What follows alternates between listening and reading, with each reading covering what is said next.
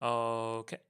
Oh, here we go. Hey guys, welcome to another stream. Today I am going to be reviewing some of the cars that you guys have sent for review on Discord. Okay. So for that, oh yeah. I actually. Oh come on, Steam. Do you have to have an update now? Like of all times that you could have of all the times that you could have an update right now, really?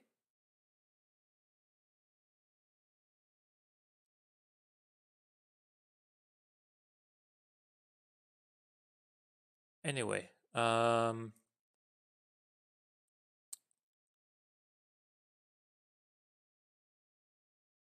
okay, let's see. It's gonna Steam is gonna open in just a moment. How is everyone doing?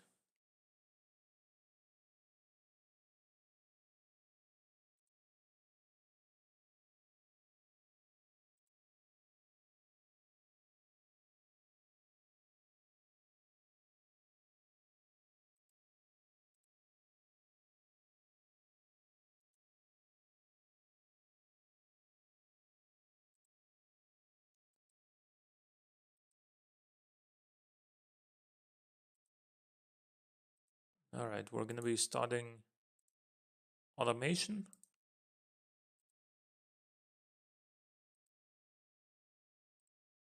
Go offline on Steam, just because.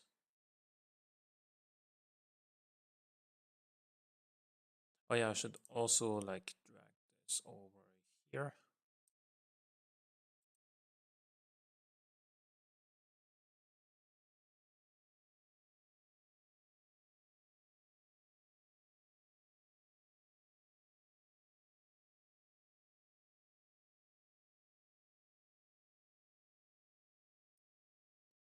Hey Sedan 57 Chevy, how's it going?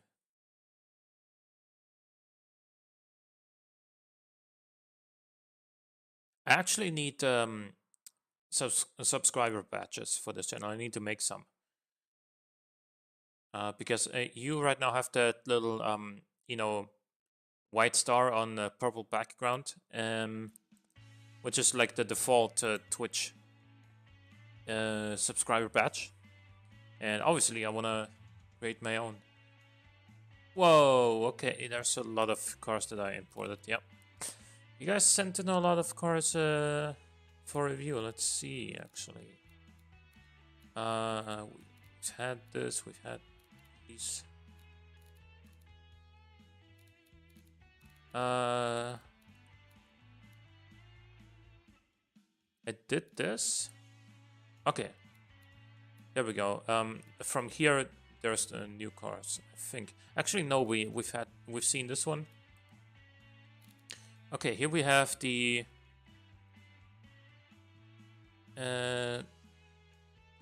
Armor to Millimilia, which was sent in by Armor Motors. Okay.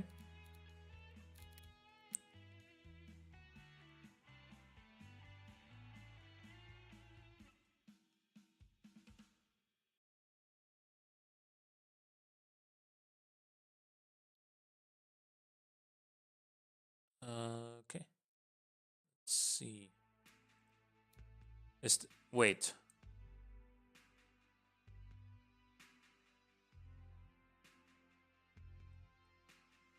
We've seen this in the community challenge. Hold on. I didn't. Oh, he did a lot of work after the stream. He did this for anyone. Oh, okay. So this is just an improved version of the car he sent in for the community challenge. So let's see if it drives better. Later, of course. Right, let's export. And I haven't really. I know that I haven't created a community challenge for this week because I just honestly I haven't really I haven't really like been able to come up with any specific idea of what I could do.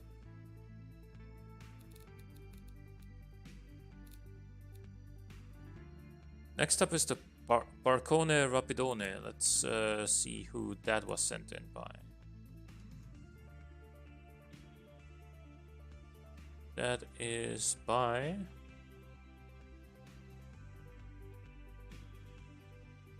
Huh? Oh, okay, Carlo Vincenzetto. Okay, here we go. Okay, so this is a very elaborate design. It also is a wagon. I love these taillights. The shape looks kind of Audi-ish, but very nicely done. Obeso actually means overweight in Italian, I know that much. And yeah, it does weigh like nearly 3 tons, but it has over 1,000 horsepower. It's got all-wheel drive, as I expected with this much power. It's very fast. It's a luxury vehicle? Yeah, handmade interior even. Lots of overdrive. The economy is, well, bad, but not atrocious. Considering, you know, the amount of horsepower and the amount of weight that this makes. The drivability is crazy high and the comfort is very good. Prestige is pretty obviously very high with a 1,000 horsepower. With a 1,000 horsepower engine, great top speed, lots of like amazing interior and whatnot. Safety is also very high, pretty expectedly. Let's look at the engine. Also, that's a... It must be a giant engine, yeah. 13.5 liter V10. Sort of not crazy high boost setup here. As a result, it makes a lot of torque early, so this is actually a fairly good tune. The only problem with that is that, of course, this wouldn't really be realistic to put into a real car, because, well, try arguing for a 13.6 liter V10 in times of, you know, downsizing and everything has to be as economical as it can possibly be. Try making this work in real life, but you know, it's a game. We can still check it out, see how it drives, and I expect it to be very fast, of course. How's the power split? 45, 55, so you could potentially even do some slides in this.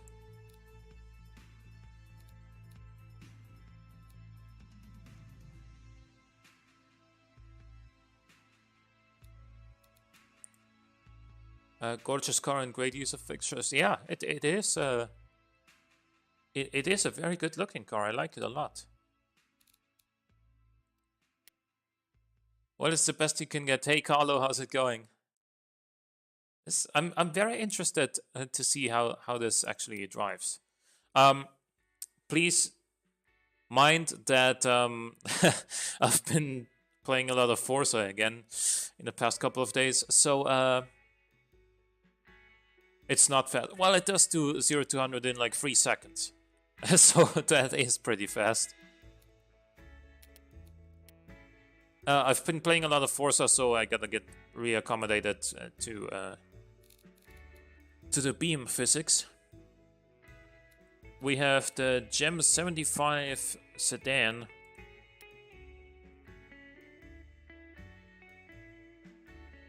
That is by Mr. Johnny.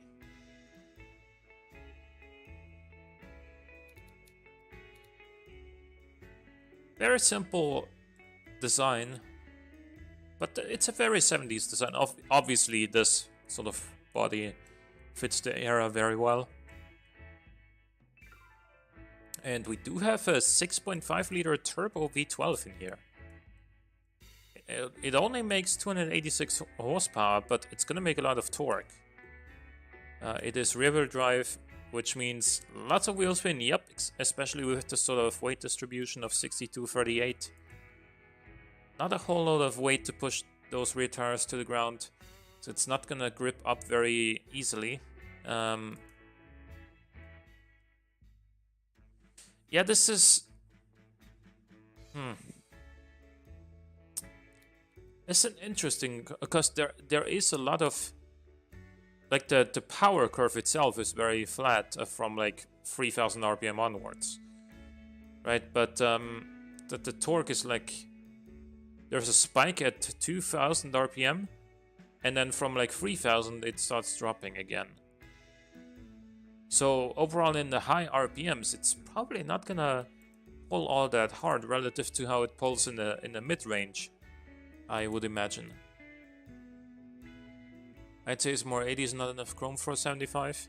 I mean, here's the thing. When I first looked at the design, it felt very like entry-level-ish. Like a very basic, cheap car design, right?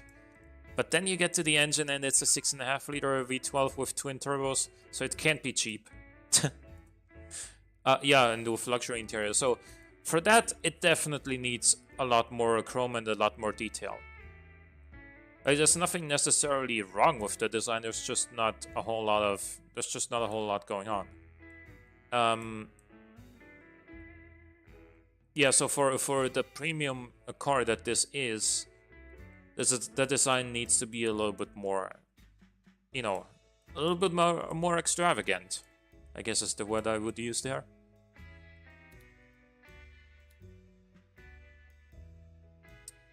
So it's got a 4-speed automatic, which is completely fine. First gear goes well past 100 kilometers an hour. It is very good in the GT premium market. It's got medium compound tires, 245s all around, and alloy rims.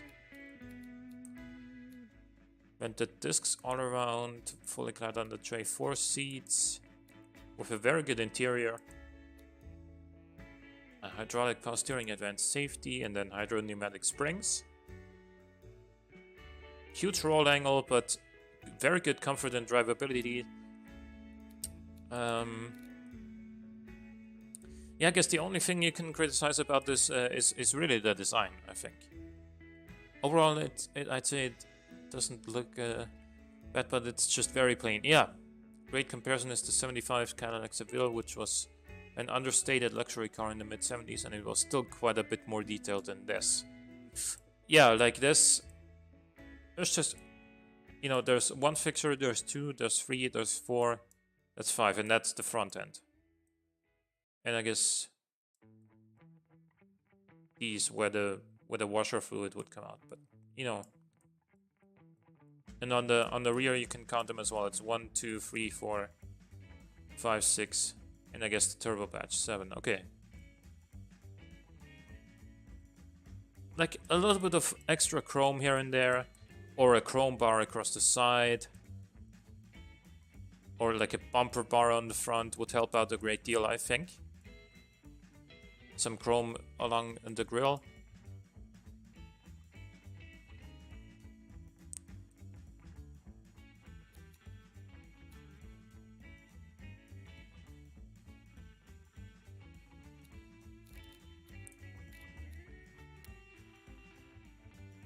Yeah, but I'm also looking forward to driving this in Beam and seeing how that engine makes the car feel, you know?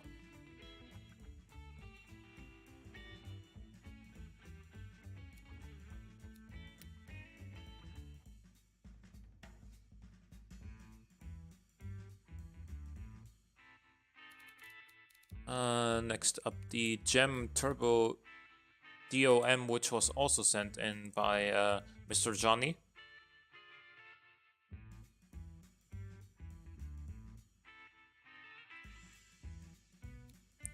Now this is a 2020 sports coupe, I guess. Looks like it anyway. This does have a little bit more of a detailed look, especially with these fog lights.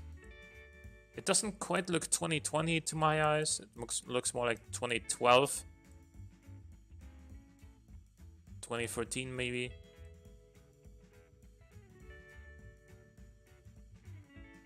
And yeah, I feel like it could use a different color as well than this very, you know, bright red. Well, it's not really that it's like this sort of red. I don't know. It just should be a little bit darker, perhaps, or more flaked, or something like that. Something about this just doesn't. Something about this color just doesn't fit the car. I would say, but let's see. We've got an aluminium space frame, which you wouldn't really see in 2020 anymore. A 7-speed dual clutch gearbox, an all-wheel drive system, and with 780 horsepower. This means it's gonna be quick, right? Yeah, 2.8 seconds. Let's check out that engine. It's a 6.9 liter twin turbo V8. Oof, oh, that turbo lag. Yeah.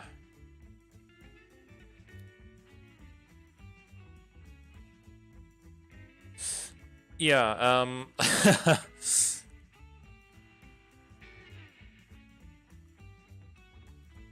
BMW M4 had a free with a 2011 CTSV and a GTR. I don't know, I don't really see a whole lot of M4 in that car, but... Well, the basic shape, of course.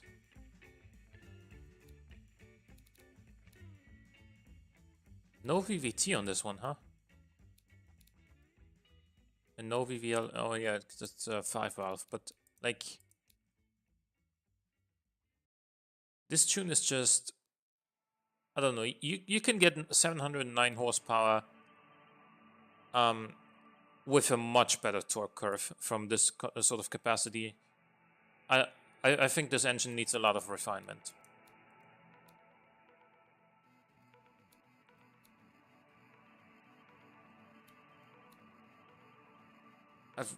The gearing graph looks pretty wonky as well. Got 7 gears. 58 to 42 power distribution. That also the... Yeah, that's close to weight distribution as well. 245 from 240 millimeter rear. You would never see that in real life. 375 venter discs all around, although in the front we have 6 pistons and on the rear we have 4. Downforce on the tray. Oh, a small rear bench, huh? So that's just a storage shelf, basically. So we can say this has two seats in the rear shelf. Yeah. And minus 15 quality here, and also on driver, and also on the traction aids and power steering, we have minus 15 quality. Progressive springs. How is this so heavy?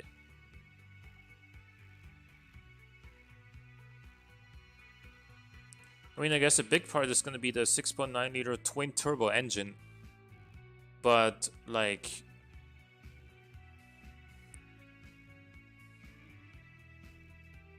I don't know, we have so much negative quality here and here.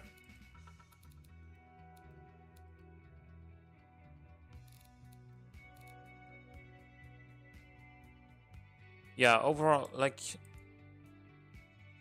This also seems a lot more on the understeery side than on the sporty side, so... With how much power this makes and with how quickly this is gonna accelerate, I don't really understand the point of this car as a result. Like... If it's gonna be a performance car, then the suspension setup needs to be changed. The engine needs a lot of refinement, and well, it's not going to be a GT car because, of course, you know, you have minus 15 quality on the interior.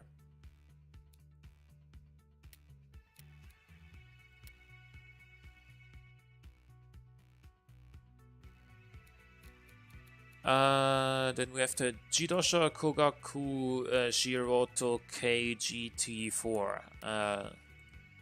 That is by Caligo.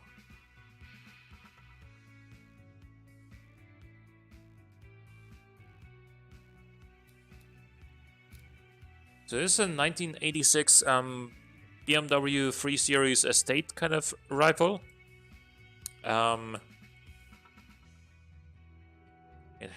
It does look very Japanese. I like the plastic front bumper. That was a good choice for some extra contrast. A little hood scoop. I don't like these headlights for the time. They're more early 90s-ish, I think. The rear is pretty nice.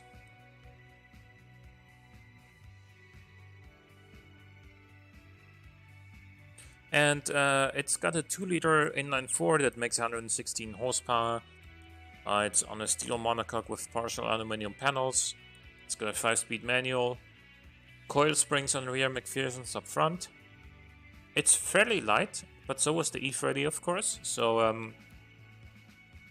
let's check out that engine.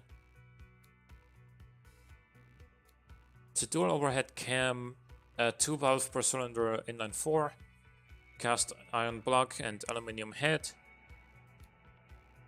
Then we've got lightweight forged conrods and forged pistons.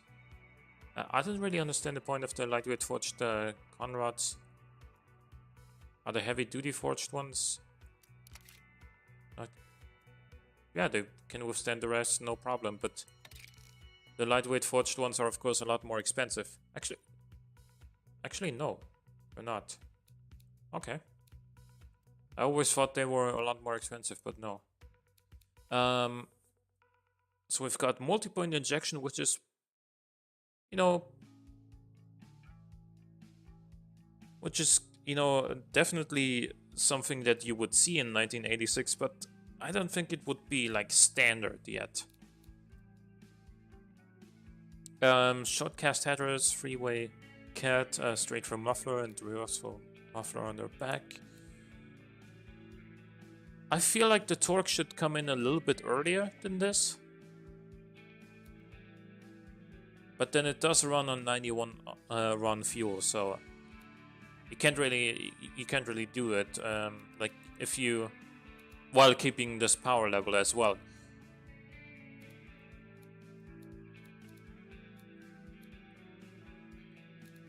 Let's see.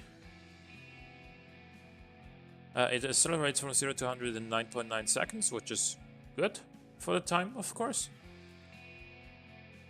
It comes in sports tires, which is kind of weird. Interesting car, but it looks a bit aftermarket. Yeah, that's what I thought as well. Now that you said that. Multiple isn't crazy for 86. Yeah, no. It isn't. Those internals, yeah. Like the lightweight forged pistons, or conrods, sorry. Don't really need them is the thing with this engine. The gear limited slip diff is gonna be interesting. Sports tires, as we said, that's kind of a weird decision for this as well. And then vented discs all around. We have no under tray. We have 5 seats with standard interior and entertainment. We have variable hydraulic power steering and ABS. And advanced safety. And then standard springs with gas monotube dampers. The stats are decent. Comfort could be a little bit higher, I guess, if it's gonna rival the E30. The E30 wasn't, you know, luxurious by any means, but it was pretty comfortable. I mean, definitely would have more than 10 comfort in automation. It would maybe have like 22 or something like that, I guess. Because it's the E30. This car seems like a budget sports car that isn't very budget. Is it not? It's pretty cheap. Like, it's not crazy expensive.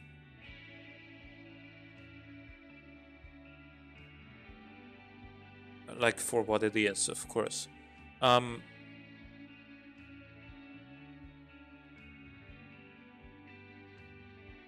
Yeah, I guess so, a couple of things. The internals should probably not be what they are. Like, it's just not necessary to have like lightweights to forge the conrods. What else do we get? The sports tires and geared diff are kind of weird choices as well for this sort of entry level car. And then, yeah, overall the comfort could be a little bit higher, I guess.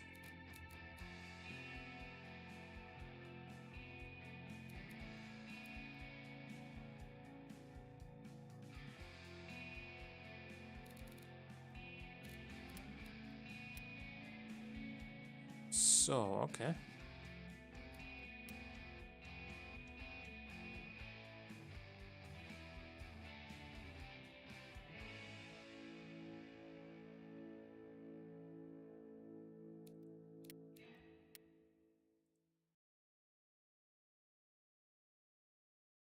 We got something else from Caligo, and that is the 1981. Well, you see the name here. I'm not gonna try to pronounce that. But what does he say about this one? Let's see. So this is a third-gen version of his 1958 Hill Climb car. So it is. So he says it's a lot like the Skyline GTR 2000. So made the necessary GTS R31.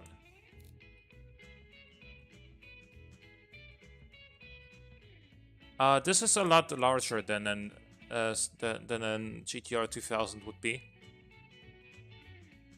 Let's see. This is a 1.6 liter inline six, making 135 horsepower, which is a pretty good horsepower per liter number. Actually, it's turbocharged, so it's not as impressive anymore, but still decent for 81. McPherson's the front, solid axle coil on the rear, 1300 kilograms, which is kind of heavy. But then this is a large car. I like the taillights.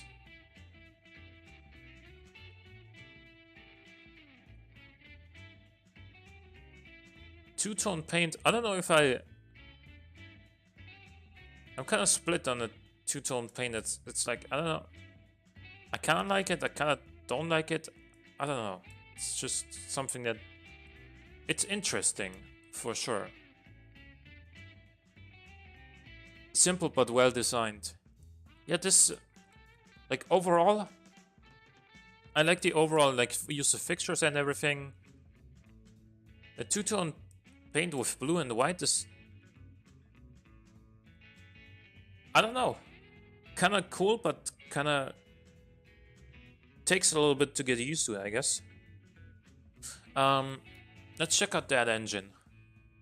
Oh, now the turbo does come in relatively early. But then, you know, it only makes torque at like 4,000 RPM while it shuts down at what? Oh, 7,100. Okay. That's not too bad then.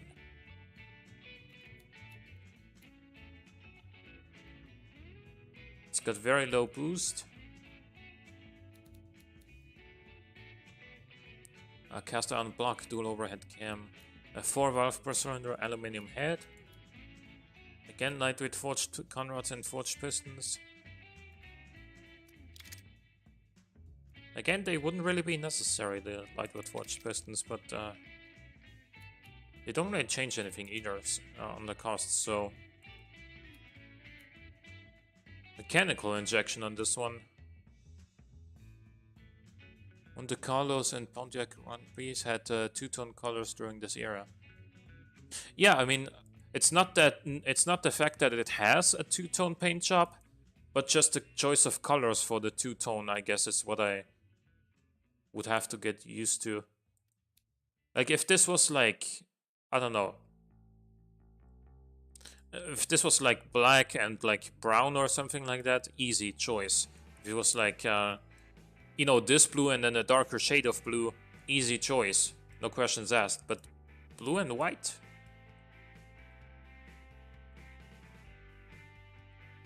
There's nothing necessarily wrong with it, it's just kind of unusual, I guess.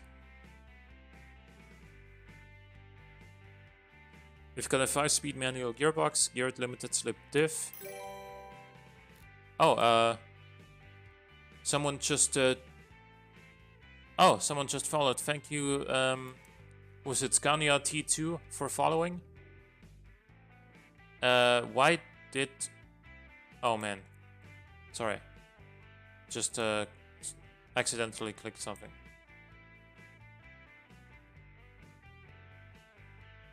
Game should be back now.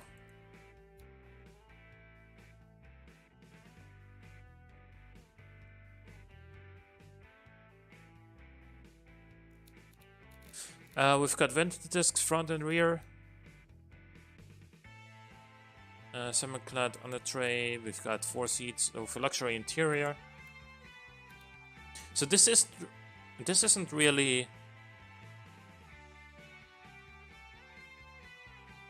This isn't really the like a proper successor to his hill climb car in this sense, I guess,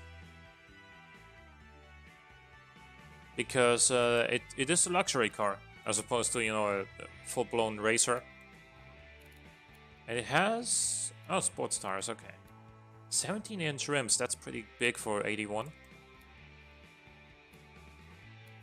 The suspension is also more comfort-oriented than sportiness-oriented.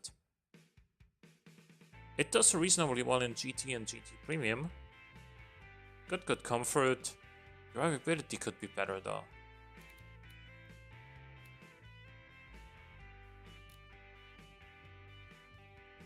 Okay, I mean, this is an interesting car. It's a weird one, but I kind of like it.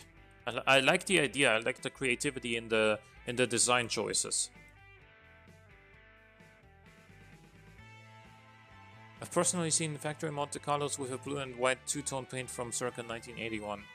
I mean, yeah, I guess, but let's also see. Oh, this uses a lot of fuel. It uses a lot of fuel. Damn. And it's only a 1.6 turbo. Yeah, I guess you could work on that.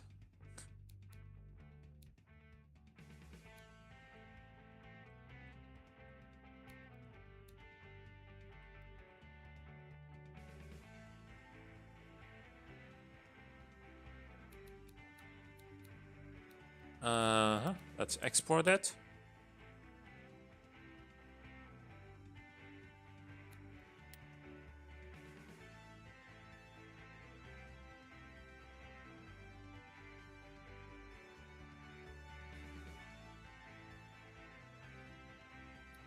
Okay.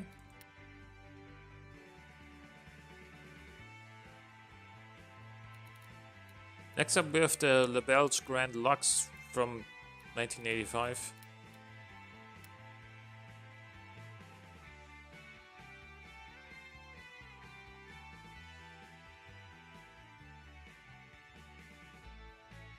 This is from Brisket, by the way.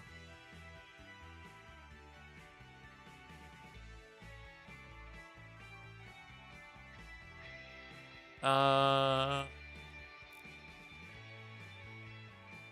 it looks nice. I like that design. It looks really classy. I like the gold and dark gold, bronze kind of two-tone paint job. See, this is the... I like this two-tone, right? I like this two-tone paint job. I like it a lot. There's some chrome as well. Very good design in my opinion. Like the taillights as well.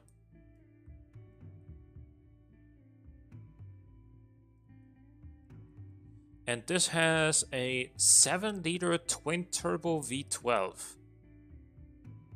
It is all-wheel drive, thankfully, but the weight distribution is... yeah, that's a ton of power for 85, I was gonna say. The weight distribution is also horrible. Look at this torque curve. There's the spike and then like, nope, don't want torque anymore. Styling is pretty good, balance between the simple and over the top. Like, this is the sort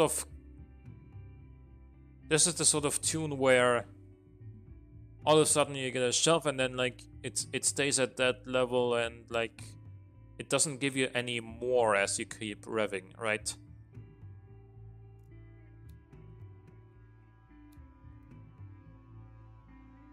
It's got a journal bearing. How much better would it be with a ball bearing? Well, it would just make the torque earlier and more of it. This car with 325 to 350 horsepower would have been better, both more realistic and also probably drive better, judging by that torque curve. I think it's intentional though to make the torque curve like this, because he was aiming for a flat power curve so that you have, you know, basically, like what's the maximum horsepower? 412 horsepower. You get basically 90% of that power from like 3300 RPM, right? 3400.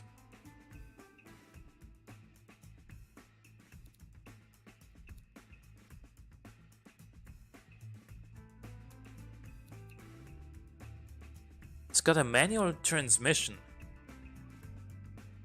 I was really expecting to see an automatic in here.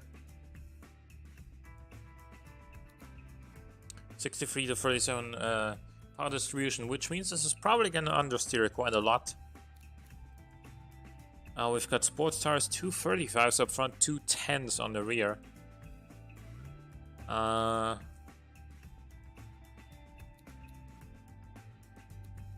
335mm vented discs on the front, 260 vented discs on the rear.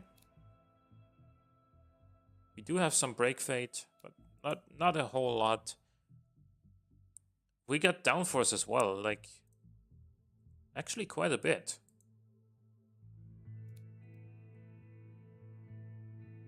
Yeah, I guess there's a lip here and some more lips here. We've got side skirts. And we've got the rear lip as well, and the rear little spoiler.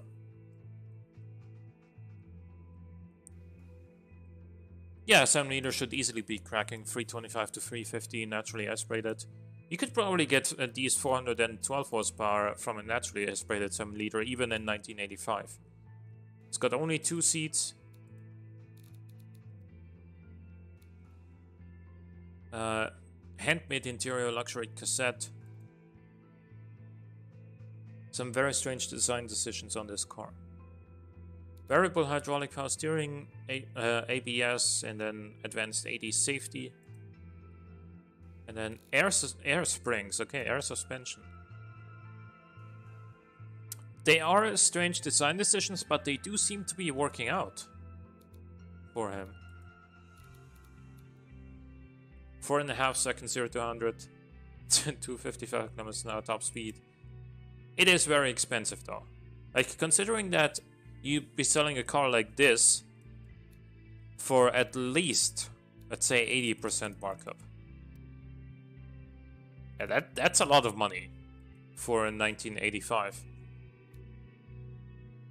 It also uses an insane amount, not an insane, but a very large amount of fuel. But that's to be expected with a car like this, with an engine like this at least.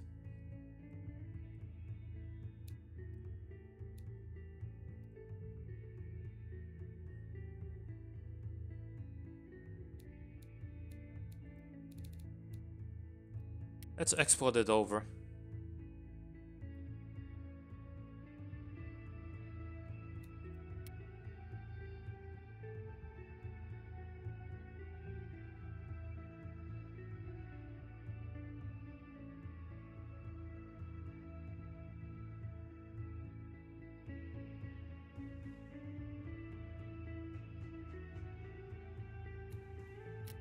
Okay, on to the next car.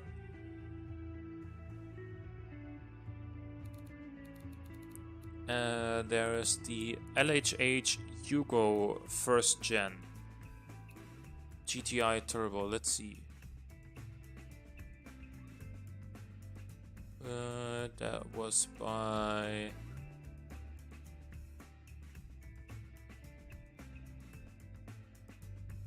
That was by LHH GT, of course. Tony Spark, his name is. Now that's actually a pretty cool looking car. I like that element here as well. It looks very like the what is called again, the wheel lip to be blue is kind of unusual for 1982. That looks aftermarket for sure, but apart from that, I like this design. Like I have to say, looks good. It's got a 2-liter turbo inline-4 with 164 horsepower, front-wheel drive, McPherson's up front, semi-trailing arm on the rear. Lots of weight on the front end, though. Let's check out the engine. This is a much better... Like, this is what you would expect a turbo engine to be like, I think, in 1982. It's good. Like... It's fine.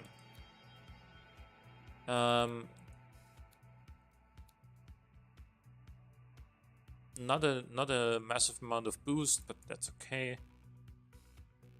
Very nice, although paint is a little weird. Yeah, especially the one on the wheel lip. Like, why is it a different color? I mean, you know, to be a little bit more extravagant, but you know, you can do it in other ways.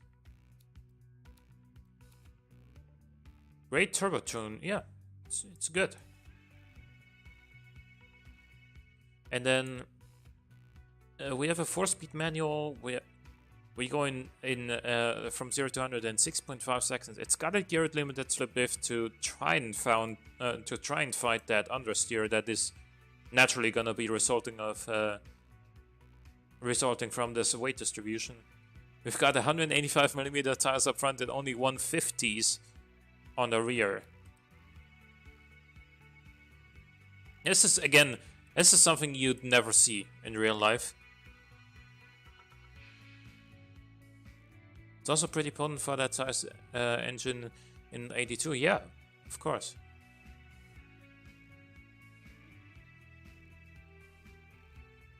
It's a very sizable amount of power for a 2-liter in 1982, that's for sure. We finally have wipers in the game and he is making use of them. It's got an offset hood scoop, of course. We've got vented discs on the front and drum brakes on the rear. But they seem to be fine. There's a little bit of brake fade. We got a semi-glad undertray and we do have some downforce, front and rear. Then we have 4 seats, standard interior, basic 8-track. No power steering, no traction aids whatsoever, advanced safety. And then progressive springs. The comfort is very low, but that's mostly due to these choices here. Car isn't particularly stiff.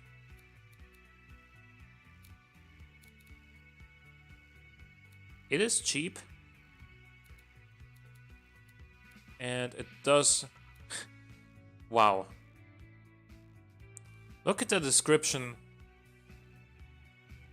Look at the description of what the pony category asks for. A big engine, we don't have that. Rear-wheel drive, nope. Good acceleration, yeah, okay, you got that going for you. It's still practical, okay, we got practicality as well, but it's got a small turbo engine and it's front-wheel drive. How is that a pony car?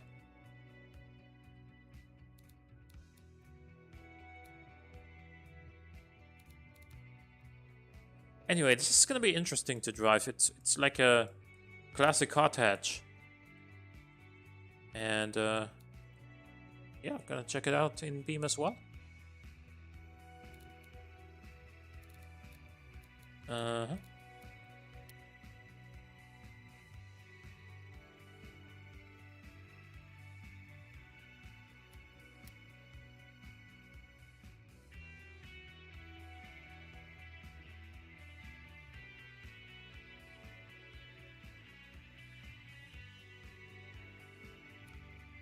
Okay.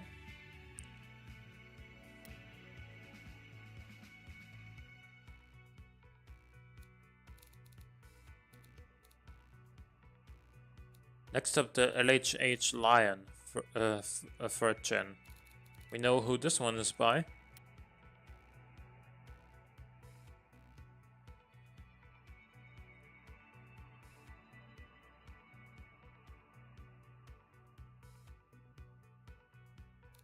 Whoa, okay. This is aggressive. This looks very aggressive. Huge bonnet scoop through which you can actually see the engine, which is a 6-liter twin-turbo V8. It's got nearly 750 horsepower. Got a 7-speed dual clutch, rear-wheel drive, aluminum panels, and light HS steel monocoque. It is very heavy. The weight distribution isn't all that bad. It's actually fairly good for such a heavy engine. The wing is 1970s/80s Porsche Turbo-esque, which I like. The taillights.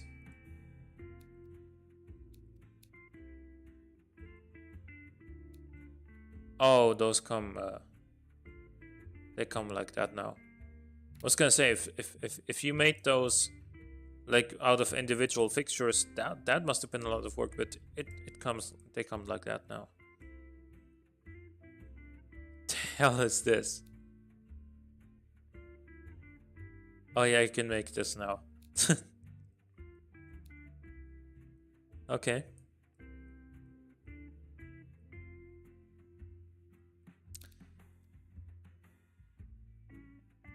Okay, that's a fairly good turbo tune.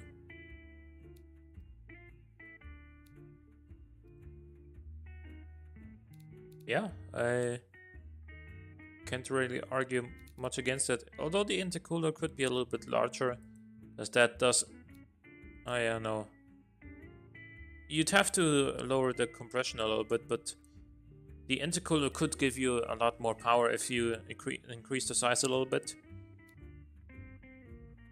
Wow, the fuel mixture is rich. Very rich. So this is not going to be a very fuel efficient car. But neither is the Hellcat.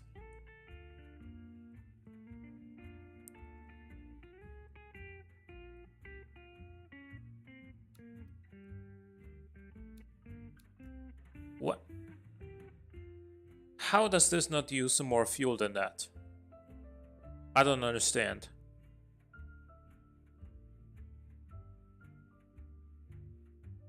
That's actually not bad.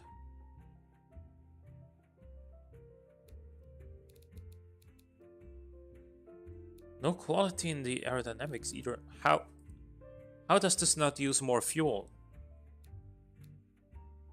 Okay, I mean, good job, but I don't quite... Oh, yeah, it's got very long gearing, of course.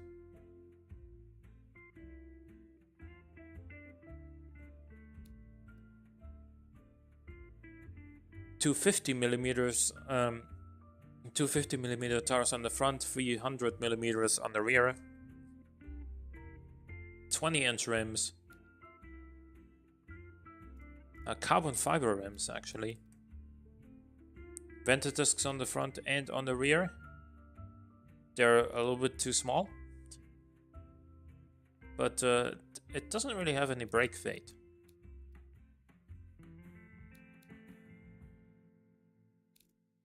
Two front seats and a rear bench. It's more like a rear shelf. You're not really going to be sitting there. Premium heads-up display and the sport interior.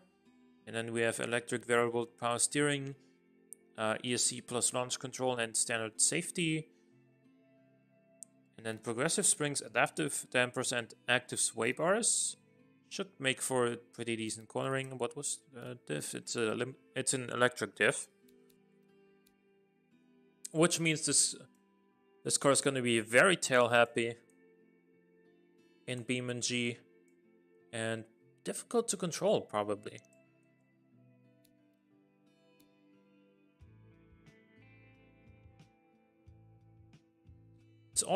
It's also going to be more expensive than a Hellcat because you can't go from this price because nobody sells their cars with no margin, especially something like a Hellcat is going to have at least like a 50-60% margin.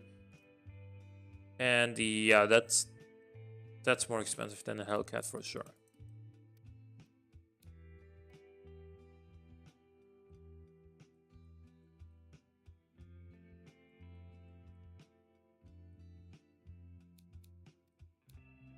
But yeah, this is gonna be interesting to see how this drives in Beam. Because the stats and automation are really good. But is it gonna be able to put down the power in BeamNG? That's the question.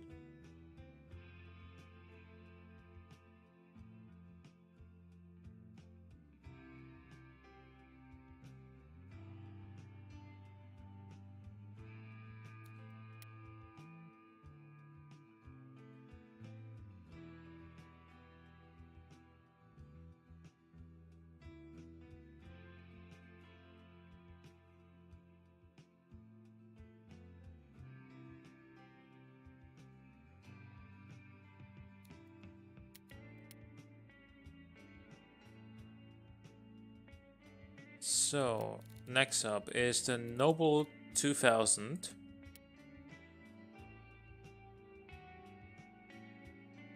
That was sent in by Hybridtronic. He says it's an early 70s sporty coupe coming from Britain. Its rivalry is Ford Escort. Okay, so this is I kind of associate Noble with the British mid-engine supercars that we get ever since like the early 90s or something. Early to mid 90s, I guess, was the first Nobles. But okay, I like this. I like this. This one is kind of simple, but still kind of unique. Definitely looks 70s-esque. European. It's got no mirrors actually. Probably just forgot about them. It's got a 2.1 liter inline 5 with 167.5 horsepower, which is a really pokey engine for this kind of car. And especially naturally aspirated, that's a lot of power per liter for the 70s. We got a steel ladder chassis though, and then steel panels. So the handling isn't going to be particularly sharp, I guess. Let's check out that engine.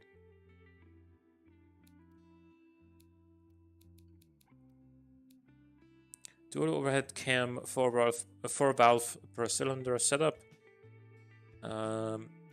Cast iron block and head. Forged internals.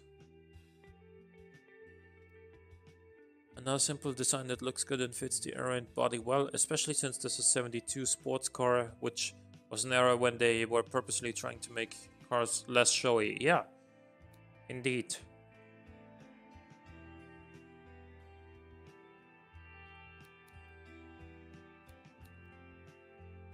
I'm surprised you were able to get 11.5 to 1 compression in 1972. There is some quality here and a pretty rich fuel mixture. So I guess that explains it. But this is a really nice engine for 1972.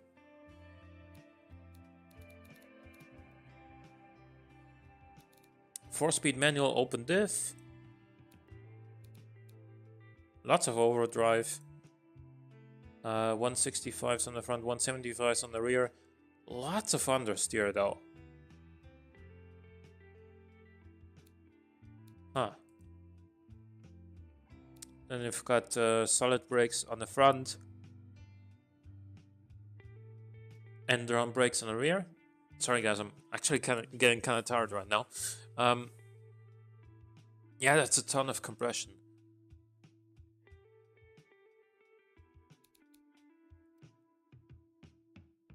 I rarely hit 11.5 even in modern and direct injection designs. Yeah, 11.5 on a modern engine is actually pretty simple to hit with a naturally aspirated engine.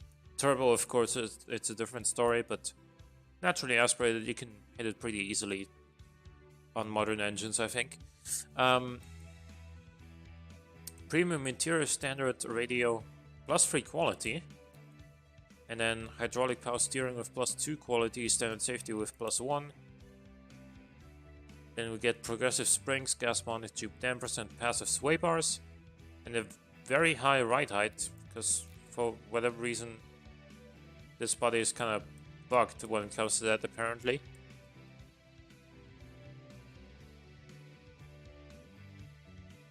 Okay.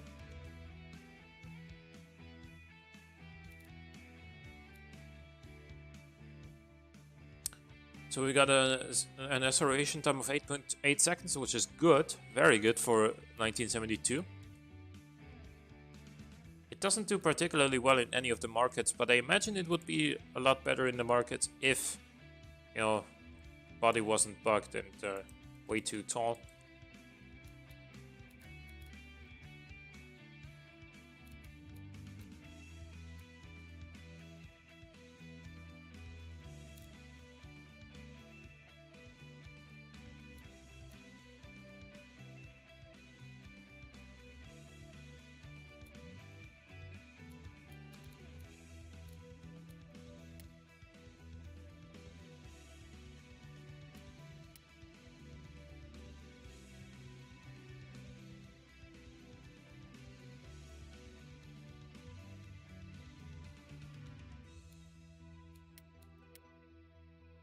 Let's see, what do we have next?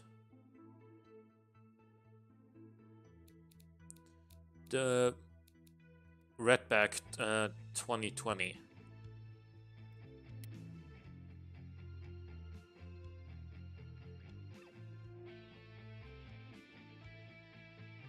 Okay.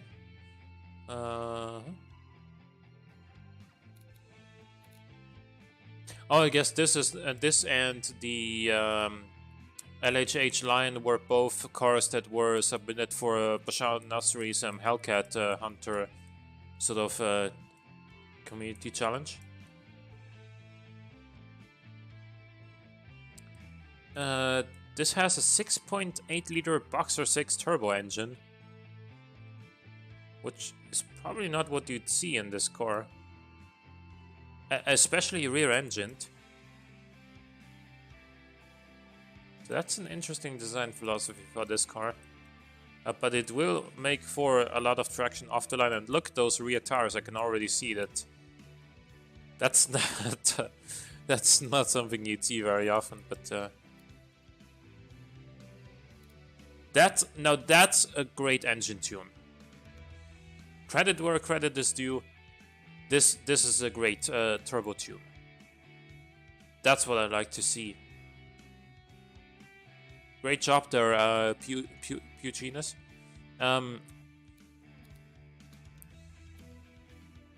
It's a dual overhead cam 5 valve per cylinder setup. Lightweight materials, of course, and baffled mufflers is kind of interesting.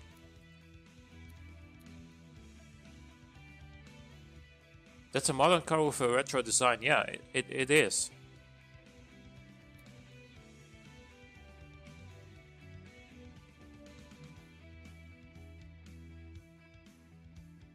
Yeah, I like it as well.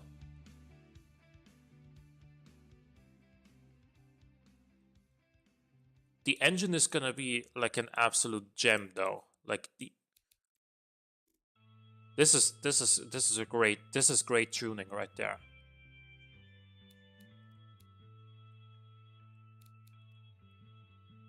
We've got a 7-speed manual gearbox and a viscous diff. We got some slight oversteer. We've got Sportstars 335s on the rear and 255s up front. 1.18G magnesium rims. Vented discs front and rear with 3 pistons each.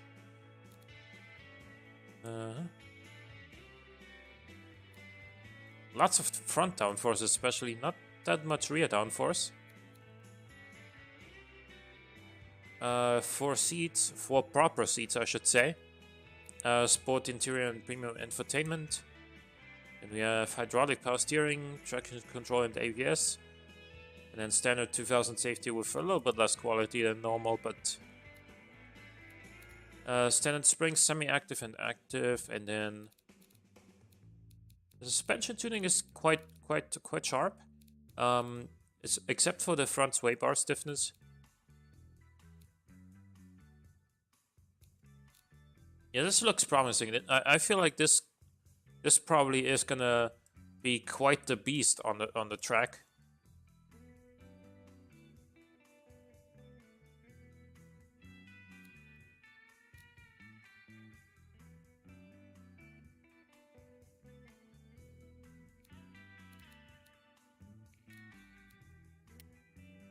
Yeah, it's gonna be really fast.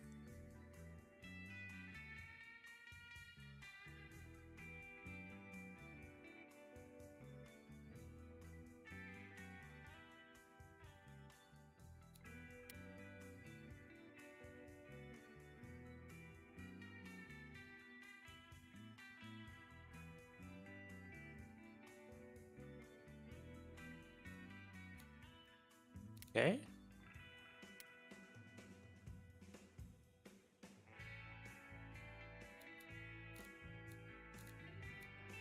And then the best muscle car in the world. We're gonna round it up with this thing.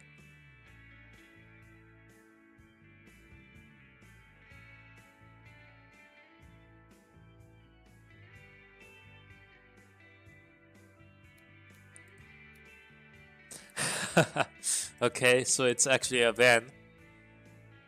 And it's a 7.4 liter twin turbo V8 with 305 horsepower.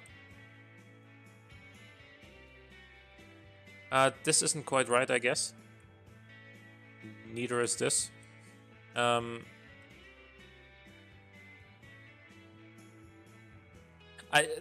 The design is simple, but like really cool, I think, with the little hood scoop here. 4 mirrors actually. And I really like the two-tone paint job on this one, the huge roof rails, the stripe along the side. I really like the design. It's simple but very cool, I think. Spare tire on the rear. The sort of aftermarket rims as well. 10 out of 10 best car today. You say it because it's your car. But it's front engined, rear drive, 57 to 43 weight distribution, which isn't bad for such a massive and heavy engine. But then look at where the engine is, and look at how much body is right here. So yeah, that explains it, I guess. The turbo does kick in sort of late. Probably due to the very big turbine.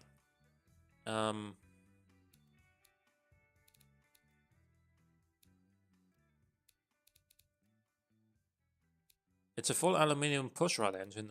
That's kind of interesting. And then lightweight forged Conrad's forged pistons.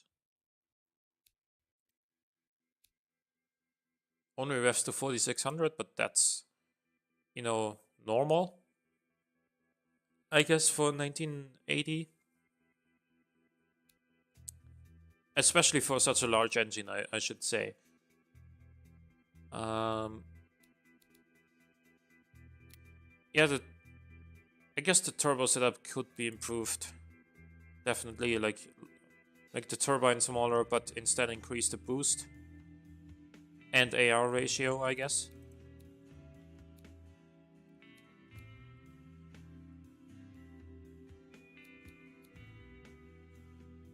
It's got a 5-speed manual, and it does go over 220 kilometers an hour, which is very, very fast for an 80s van, of course. But then an 80s van usually didn't come with over 300 horsepower either, so gotta admit that. It's got 18-inch rims, which are also made from alloy and on sports tires. So again, not something you'd see on a 1980 van. Oh, it's got mud flaps. Didn't even notice those before. Oh, this is cool. Can I send you a car? Yes, you can. You can, yeah. Please visit the link in the chat, which is an invitation to my Discord, and there you will find a channel that's called Cars for Review, and just drag and drop your files in there, and I'll review them. Where do you find those files? First of all, how do you export? You export a car by clicking this, and it'll go to my document, my games automation, and then car save export.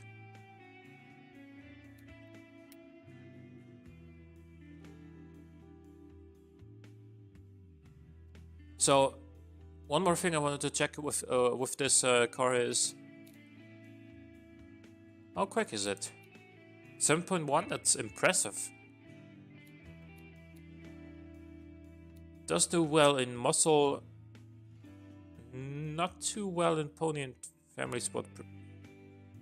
Not too well in pony and muscle premium, but it's got too many seats for that apparently. How many seats does it have?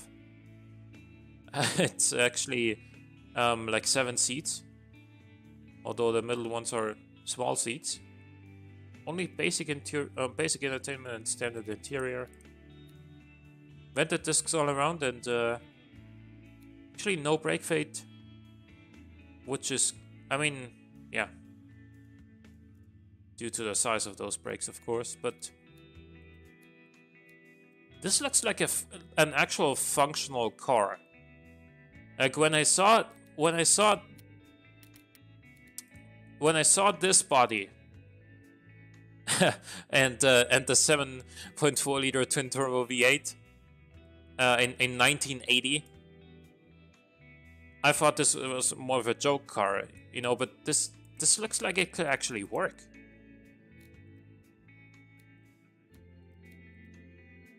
So I'm gonna be interested to drive this as well. When I build the car, I'm gonna send. I wasn't looking at the markets. Yeah, no problem, man. I'm gonna review the. I'm gonna review it another time though, because I think for today we have enough cars to test already. For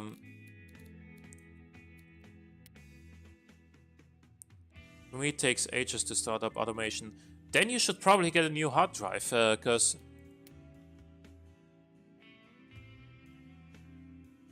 honestly, I noticed a huge difference. When I replaced my hard drive. Like I had a WD Red before, and then now the game is on the Seagate Barracuda, which, you know, for the 1 terabyte version costs like $40. You have it on an SSD. Oh damn.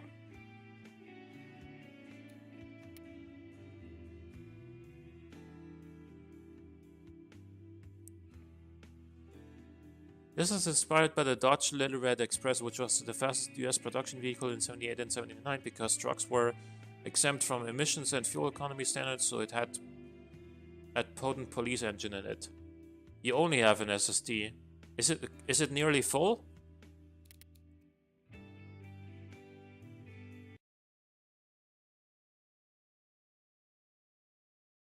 I have a spare hard drive, but I need to get a USB to SATA free cable.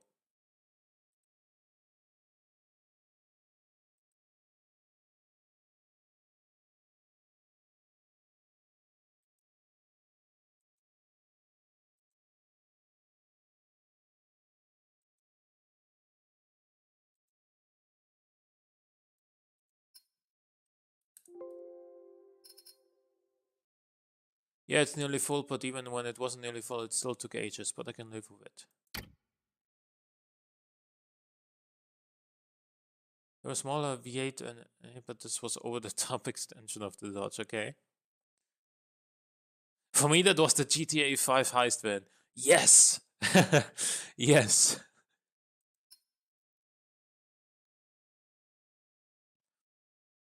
But yeah, like on my PC, I now have a like I've had this Samsung SATA SSD for a long time.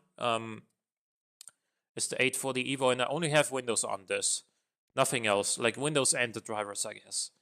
My Steam library and literally everything else is now on a new Seagate Skyhawk 6 TB HDD, and I do not regret purchasing that at all. Like it is an amazing drive.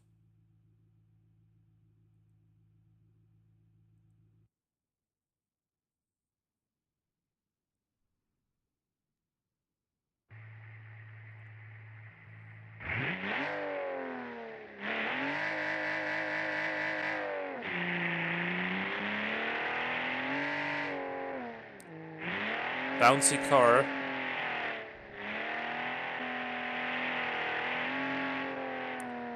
Can you test my car first and not second? I'll have to leave soon.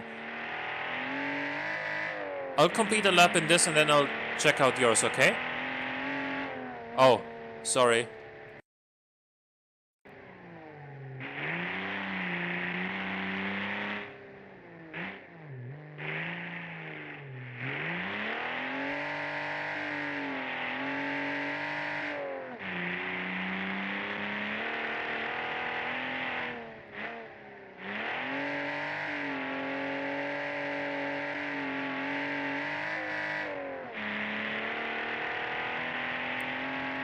Also, official Bazaar Gaming, how's it going?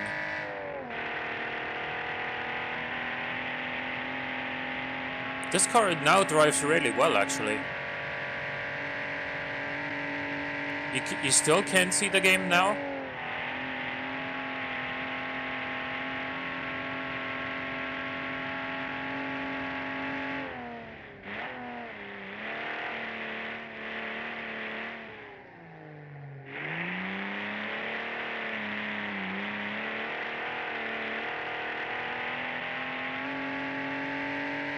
Yeah, but this car now drives very well after whatever revisions were made to it.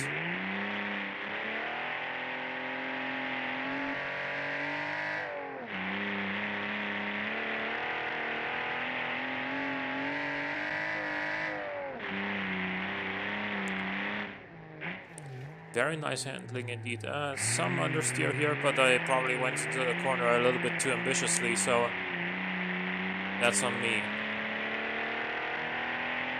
Love the box wrench in it as well.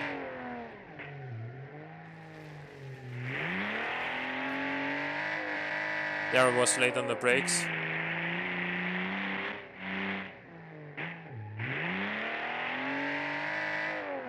Good car, actually, I like it. So Carlo, before you have to leave, your car was, let's see, should be. Wait, where is it? There it is, Barcone Rapidone, right? That's yours.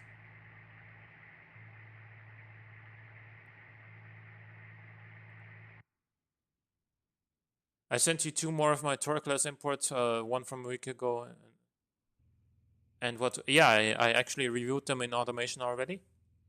And on both of them, wait, let me see. Let me get this right. Uh, yeah, these two. So this one is probably like, okay, I'll talk about them a little bit more once I drive them.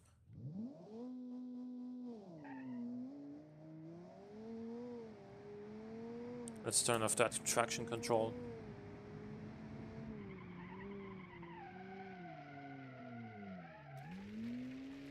Okay. It's very soft and has a huge roll angle. So that's the first impression of this. But then do bear in mind that this weighs like 2,800 something kilograms. And it's supposed to be a luxury boat and not a sports car. But it does have 1,000 horsepower.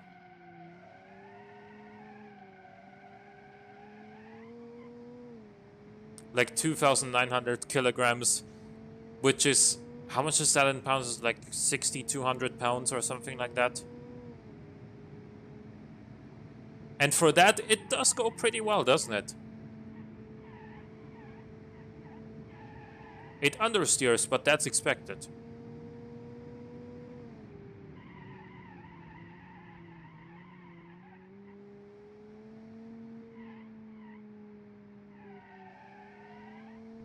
If you go a little bit more slowly into corners, then it handles pretty well.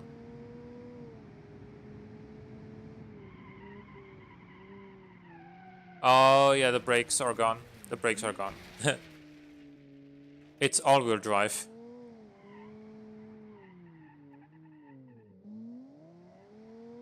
Yeah, I mean, I guess you gotta expect some the brakes to go pretty quickly when you're dealing with a car that's actually fast and also weighs nearly 3 tons.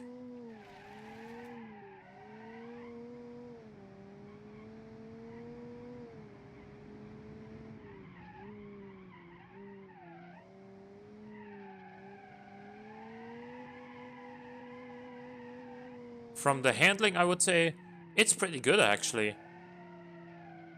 You can never... Yeah, I damaged something on the suspension earlier, but you can never kill the understeer in a car this heavy.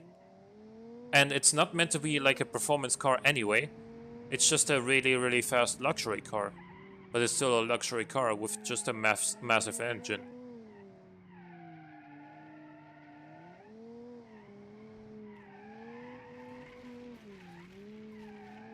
Let's get this thing to drift, no?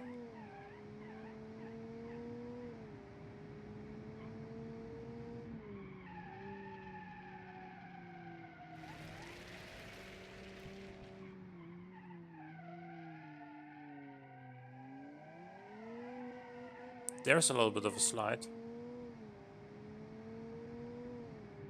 13-liter V10 twin turbo, I might add.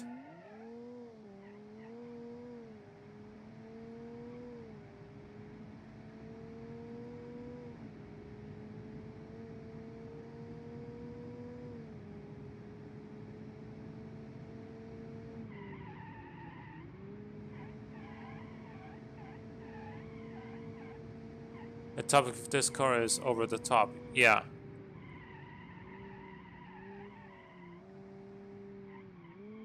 Then again, like, the car is incredibly soft. Like, to a point where even for a luxury car, I feel like it could be a slight little bit stiffer. Like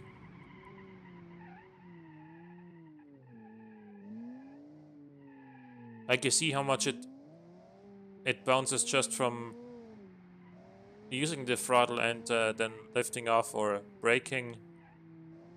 That is not comfortable anymore, I guess.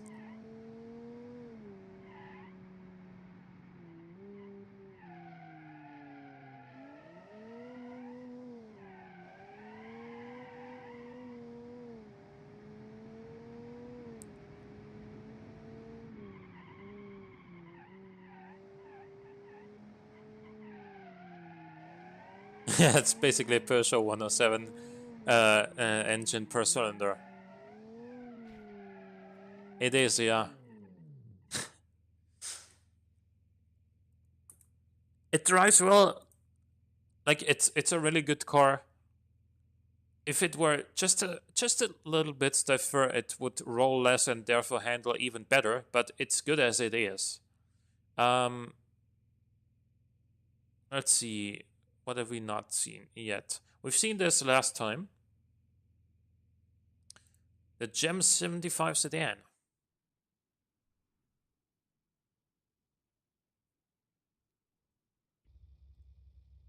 Oh, it's really like it was more like matte gray in automation because that's what matte black looks like there. But here it's a really saturated black. You haven't seen my car yet.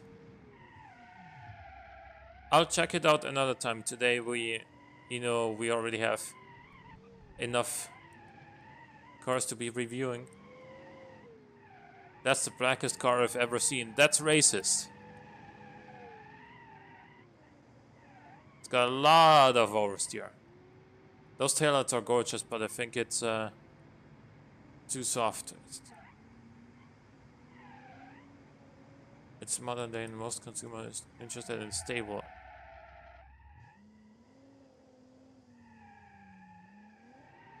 I was making a joke. I was joking when I said that's racist, but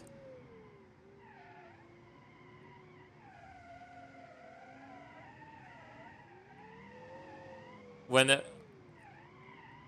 whenever you say that's the blackest X I've ever seen, people say it's people usually go it's racist, but it's a meme, I guess.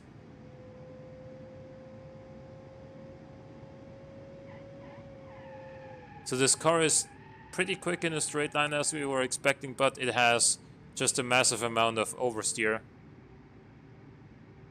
which prevented.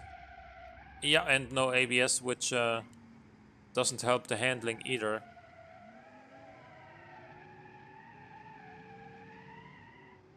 So yeah, it's not the greatest handling car in the world. It's the sort of typical. Never mind, I'm not gonna say what I was gonna say. But it's a good long distance like highway cruiser.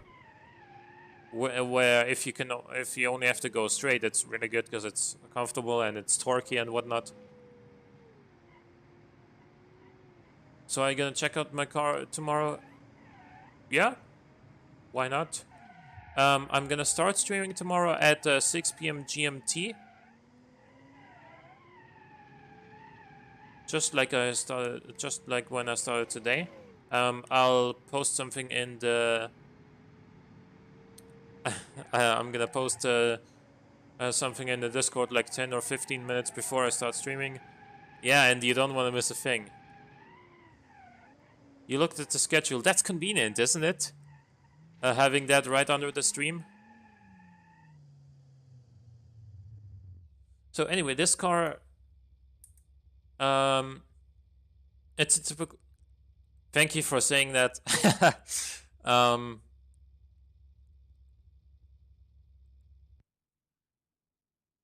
with a high-end Euro engine. Now this one, which, if I remember correctly, had a ton of power, but wasn't actually super sporty from the suspension side of things. Okay, it's fast. The brakes seem garbage.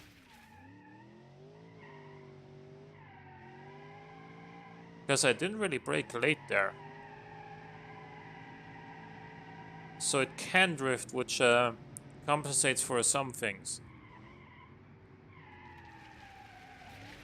This has a 6-liter V8, I want to say.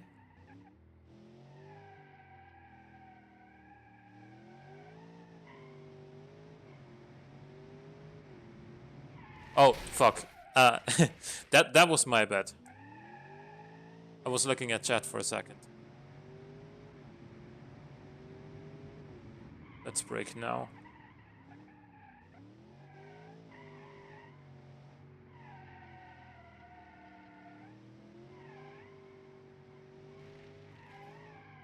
Yeah, 2-liter inline 5 is a nice engine.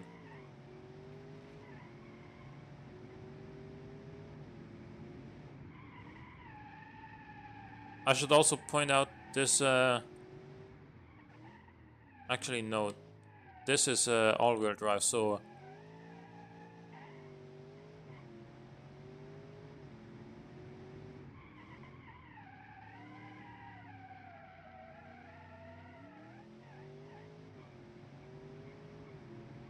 this understeers too much, though. I think we figured that out in automation as well.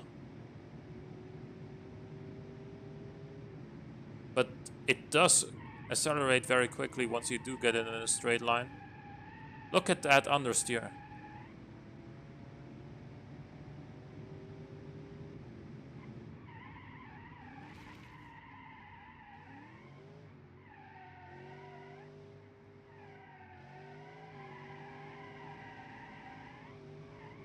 The oversteer on the shift.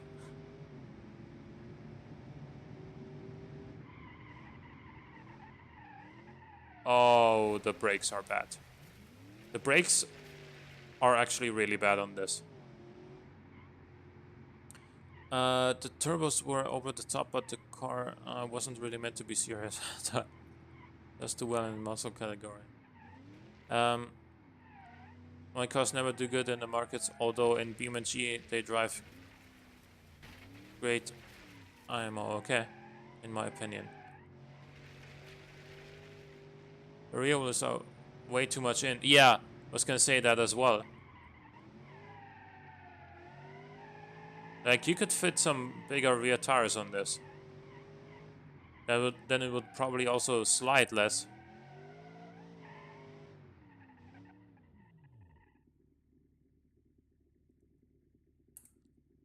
Yeah, not the greatest driving car right here. I don't like the brakes and I don't like the rear tire setup.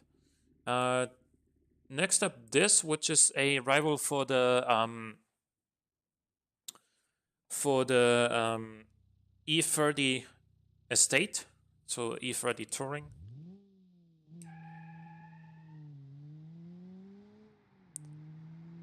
I'm okay at suspension tuning. I've been playing automation for like 6 months, I wanna say. Okay. I mean,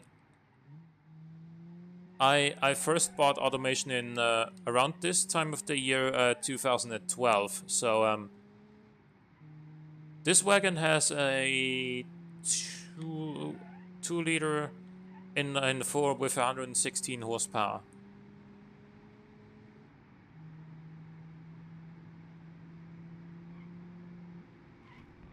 I've got like 1100 hours in automation on Steam, but I have at least that much. But I had at least that much playtime before it went on Steam as well. I don't know, it didn't count the hours, so.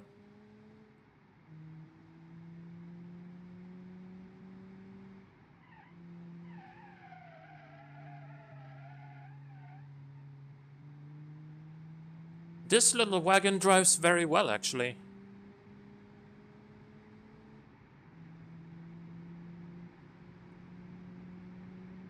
It's slow, yeah, but you know, what are you expecting from a 116 horsepower wagon? I'd been playing the demo and a bootleg copy for longer. Okay.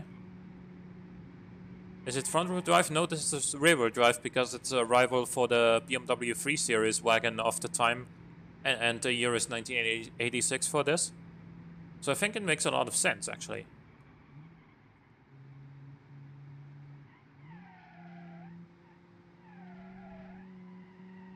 Even a little bit of a drift here. Nice.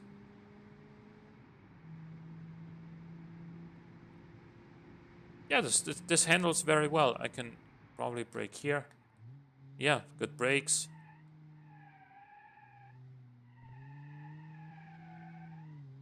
Nice little drift.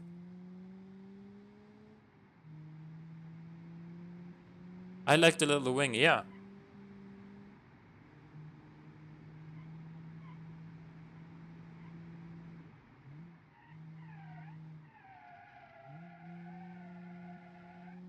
Very nice handling car, actually. I like it a lot. We should do a 1980s family sport premium competition, rival the E30. Wagons, coupes, or sedans. We could do that, yeah. But we're certainly gonna have we're gonna have entries that are like you know, hey, here's a 4-liter inline six with 300 horsepower, and it's gonna completely destroy the dynamics of the car, completely missing the point of the challenge just to have the bigger engine.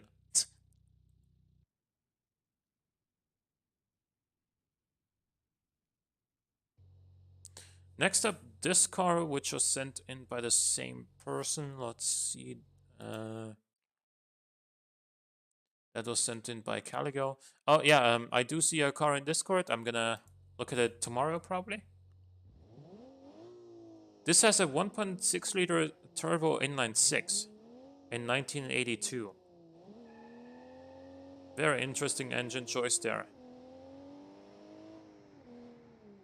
Oh, yeah, sure.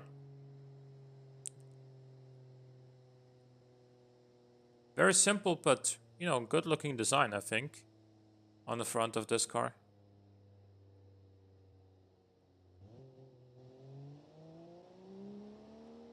Limit horsepower to 200.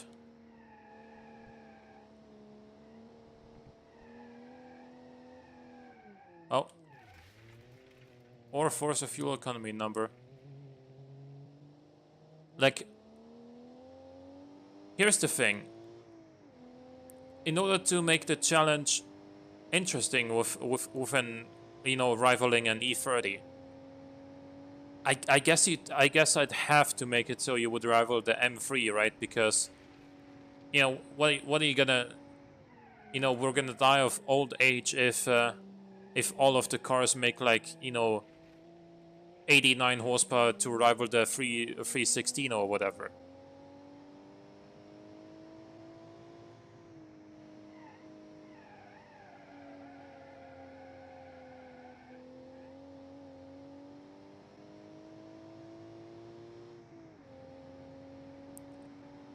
This makes how much horsepower? 136, I think.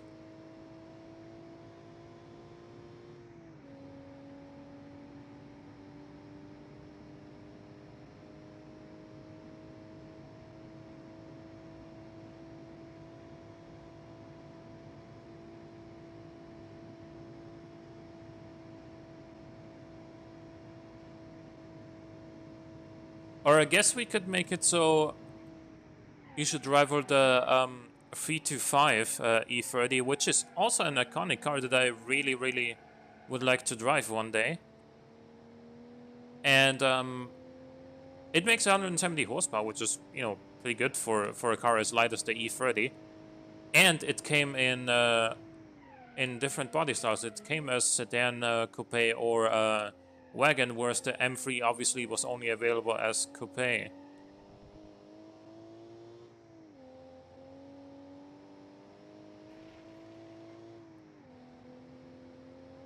So we could do that. Build a rival for the 325i E30. Note, in case in case some of you didn't know, the 325i was also available with all-wheel drive in the E30 generation. Even back then, it was available with all-wheel drive.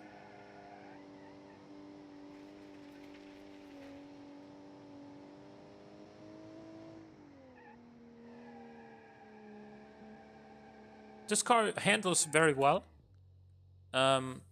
Interesting engine, not very torquey. Not very torquey, but in the higher RPMs, it's fine. Performance is about what you'd expect. Next up is the LaBelge Grand Lux. Thinking 200 horsepower max is probably right. It would fit in most BMWs, Mercedes models, Buick Regal turbos. I actually have a vintage car at about all-wheel drive BMWs, okay? We in the Netherlands made the first inline six and put it in the first all-wheel drive car. Did you? What was the car's name?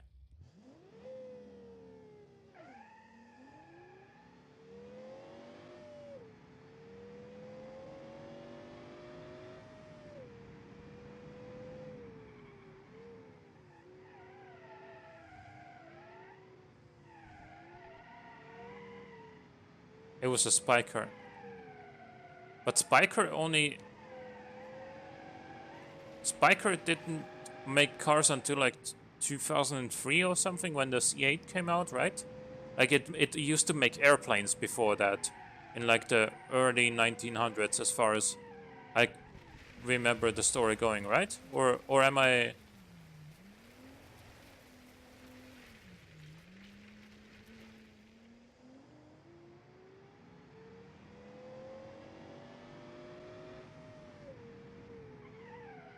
So the LaBelge Grand Lux, which has a huge twin-turbo V12 with like a 7-liter with 411 horsepower, and it's all-wheel drive. It was like a different brand back then. Can you look it up for me?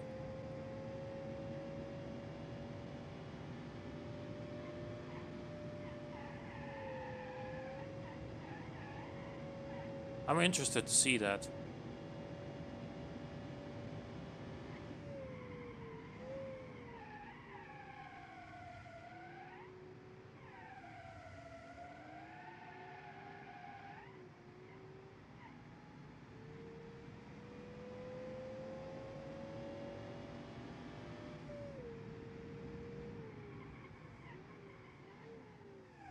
Oh man, the brakes. Killing me. 1903 Spiker 60 horsepower, okay. It was a race car.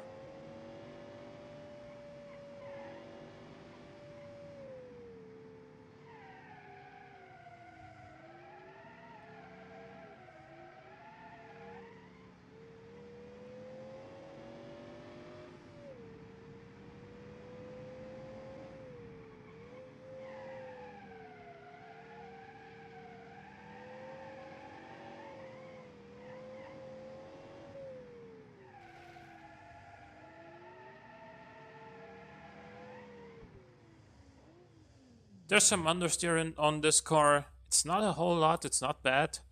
The brakes probably need to be a little bit stronger for a car that's as heavy as this, but apart from that, the LaBelge Grand Lux actually drives pretty well.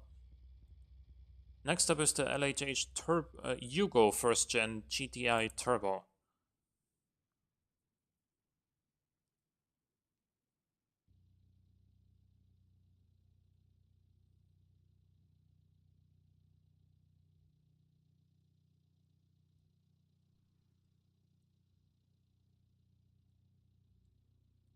This has a 2-liter turbo inline-4 with 165 horsepower. Front-wheel drive with a geared limited slip diff, so it should be putting down the power reasonably well.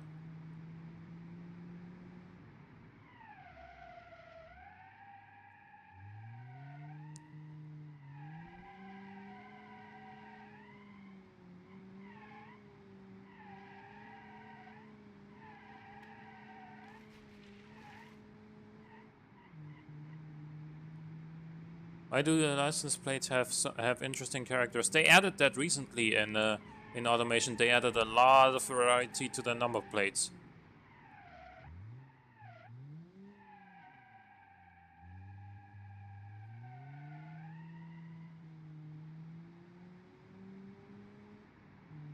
Oh, hey, Skrontis, how's it going? We're not... I mean, we've got a couple of cars left to review. It's not necessarily the end of the stream yet. This is front-wheel drive, yeah, and it understeers a lot.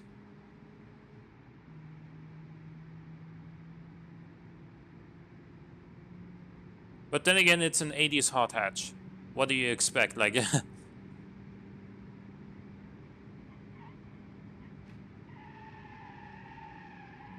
when you're on the power when cornering, then it doesn't understeer it. You know, that's the geared limited slip diff doing its work. But when you're off throttle during a corner, then it understeers. But that gives you a great excuse for when you get pulled over by the police. Sir, officer, I had to be on the throttle during the corner, otherwise the car would understeer into the next tree. Explain that when you get your next speeding ticket in this car. Like, yeah, you saw it there. Even in the low speeds, there was a lot of understeer there. Extremely stressy since tomorrow it's election day and I'm running for a seat in the city. Oh, are you? Damn.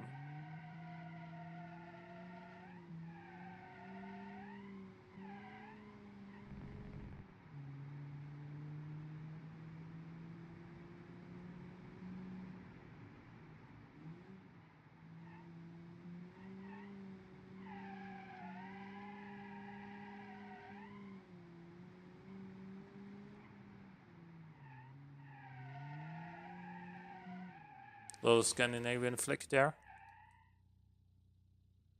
I had to go for throttle to get grip. Yeah. Steering will improve all of your driving games. Forza Horizon will be good for 2 years until Forza Horizon 5 comes out. They've been Microsoft have been pumping out Forza games at a nearly alarming rate, I would say. They've been making so many of them at like 2 a year or something. Like one Forza Motorsport and one Forza Horizon game a year, it seems, recently. So yeah. This is the LHH Lion of 3rd gen. Cat Hunter. Okay. We still got this, and this car left afterwards. Okay, so still 3 cars after this.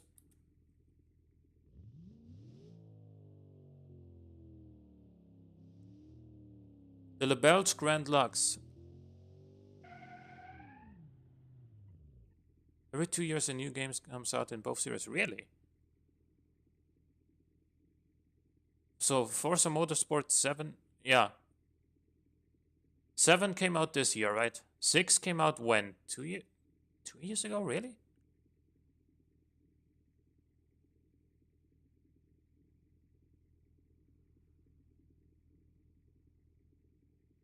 Anyway, the LeBelge Grand Lux, let me see. That was the. I really liked the design of it. This one. I really liked the design of it. I feel like the engine is overkill. It's too large, too heavy, and as a result, the car understeers too much, in my opinion. You could probably get the same amount of power from the same displacement naturally aspirated engine, and yeah, the brakes couldn't handle all the weight.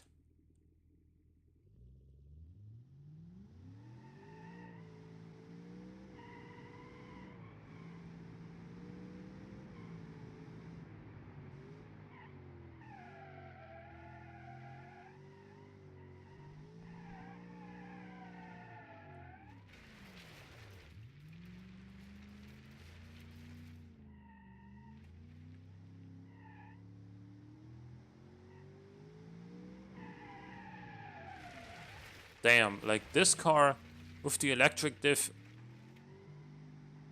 as soon as you shift, it locks up the tires.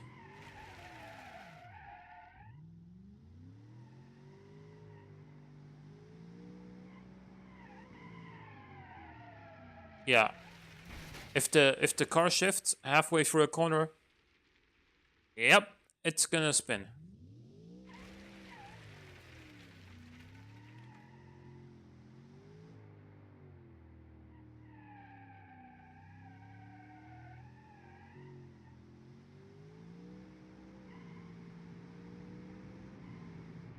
Of course, when he... Oh my god, the brakes are terrible.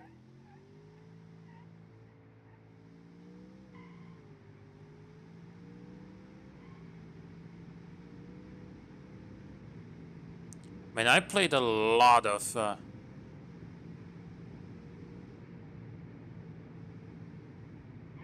I played a lot of racing games when I was young, actually. I grew up with a lot of them.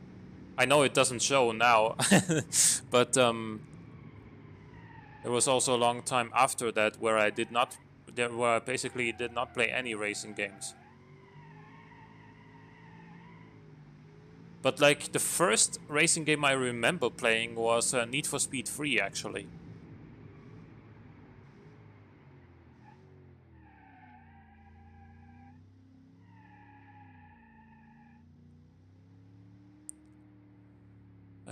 Basically 80s overkill. Okay. Yeah, it does make sense for that. Technical Forza 3 was my third racing game after 10 minutes with Gran Turismo 3 and a lot of time with GT4. Okay. My first racing game was Dirt 3. That's a good one.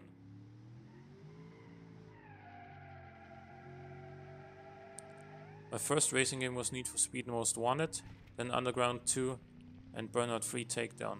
Forza Motorsport 3 cars. Actually road legal.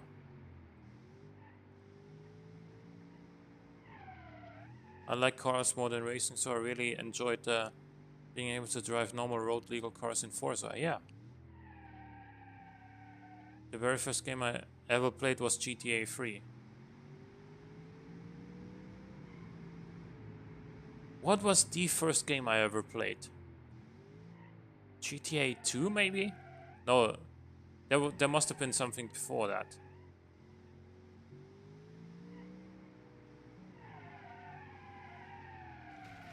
Damn. Oh, fuck. Yeah, it's hard to keep this thing under control, but then it is like a 750 horsepower rear drive maniac.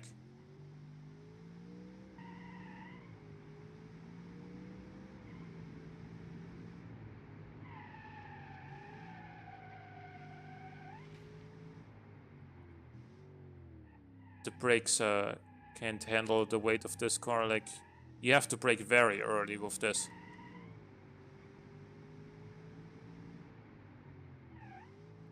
They're gonna make a MV series, so I hope for 80s overkill cars. And some VDBs too. I don't know what those abbreviations mean. Oh, fuck it.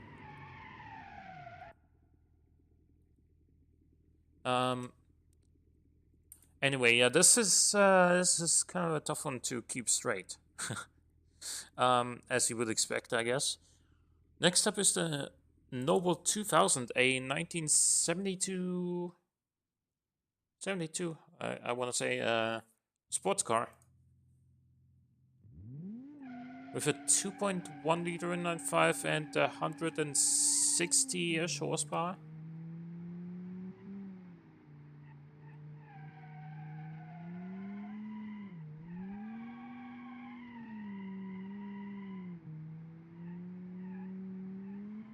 Super Mario World or one of the Sega Genesis, yeah. That would be a fun challenge. Make the most 80s car. Having a brother who's 13 years older than you means you have access to a lot of older games. Yeah.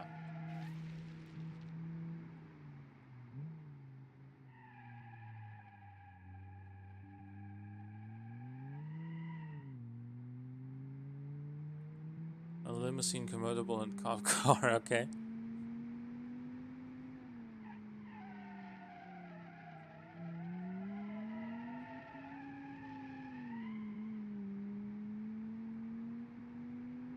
This car understeers a little bit. I mean, it's not horrible, but it is noticeable that this understeers.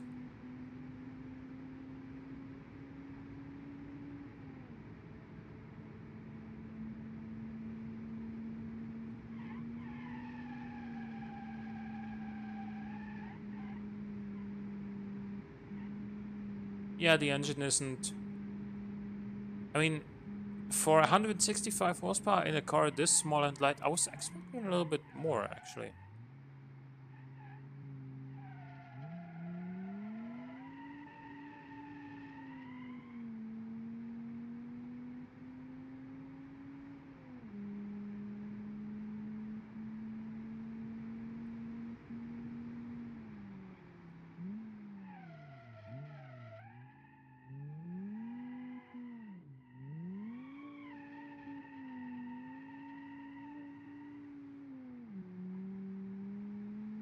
With the full 83 product lineup a few weeks back with complete with car versions, the normal sedans. That's pretty cool.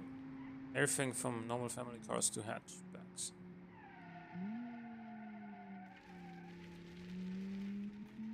This, by the way, was me messing up. Check out the Motor Week retro product lineup videos they have on YouTube. Yeah, they're pretty good videos. Yeah. I've seen some of them as well, some of them that you showed me, James.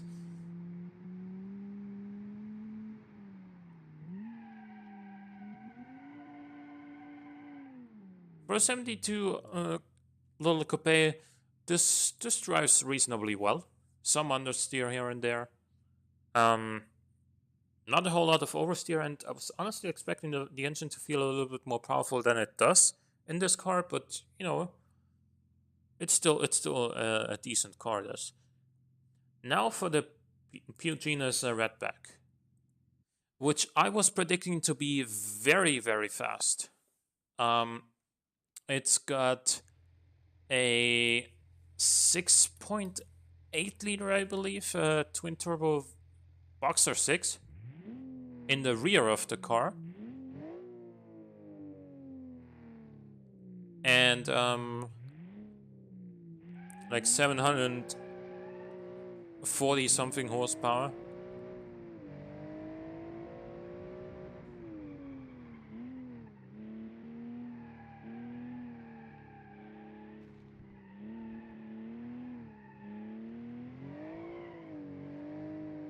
And it has an amazing torque curve, this engine.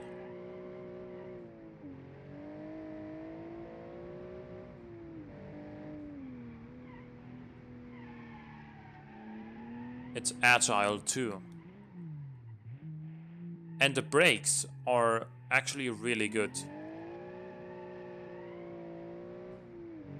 Especially compared to the other car that was built for the same challenge as this, which was not my own community challenge, it was one made by another automation YouTuber.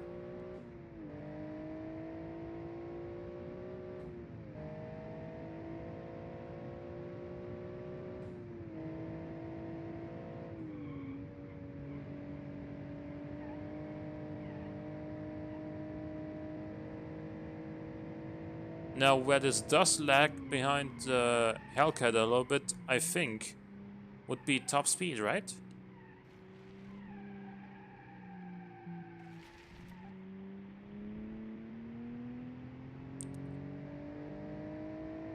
My dream car is 1988 Audi V8. Okay. I mean, I do like that car as well.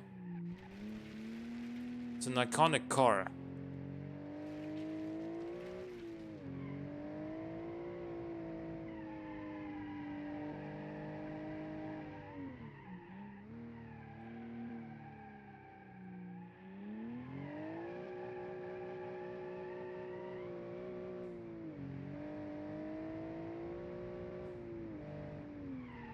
Of course, a 68 DeVille or Calais.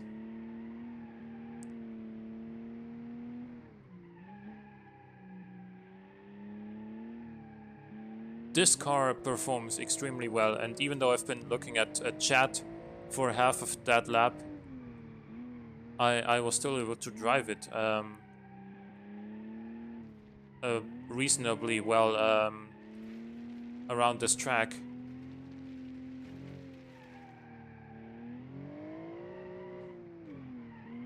I haven't really thought about what would my dream car be, but Like, I just have so many cars that I absolutely love and would like to drive or own. But I think the one that's been in that list the longest would be the E46 BMW M3. You know, from between like 2001 or whatever until 2005. I love that car. Like, it sounds so good. With that 3.2 liter naturally aspirated free inline six. Um, it handles very well. It, it's reasonably quick. Like 5 seconds 0 to 100 is, not slow by any means. And yet it has. I feel like that sort of power level is the exact right amount of power where it feels good, but it's still manageable, right?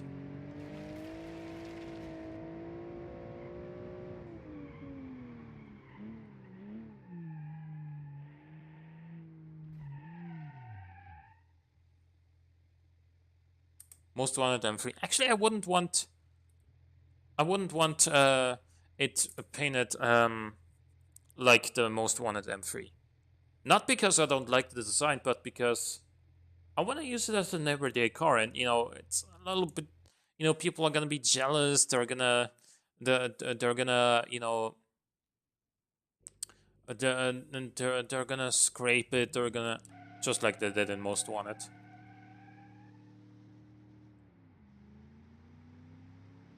They're gonna do all sorts of things with it. Whereas a regular M3 looks very similar to an old 3 series, to an E46 3 series. So a lot of people might not even know that it's an M3.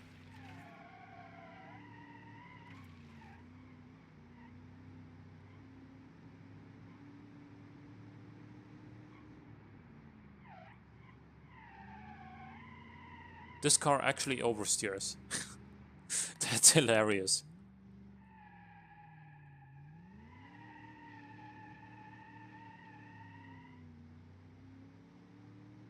It's a very fun car to drive, actually.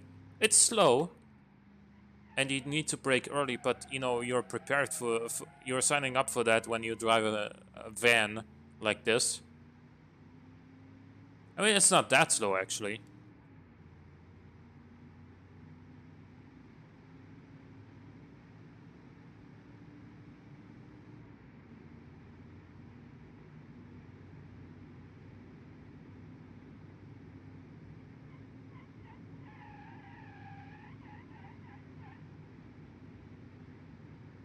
You're gonna be right back. The stream is about to end, though. I think this is the last car we had for today, and we're halfway through the lap, basically.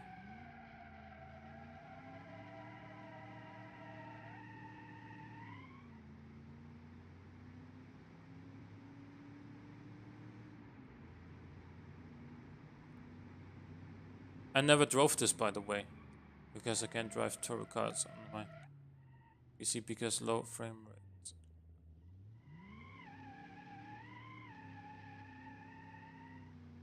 This van looks like it needs to tow a boat into the lake. Yeah, it kind of does. You could probably fit the boat on the top and then drag something else on the back.